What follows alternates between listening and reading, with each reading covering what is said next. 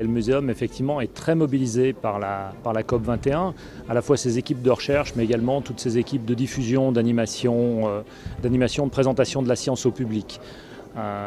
Et les questions qui sont posées sont d'abord la profondeur temporelle du changement climatique depuis quelques milliers d'années. Nos équipes travaillent là-dessus, mais également les relations entre biodiversité et climat, qui est une relation absolument majeure.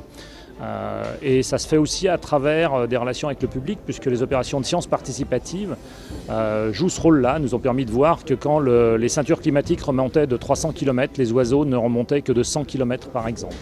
Donc le muséum a un véritable rôle d'éveilleur de conscience.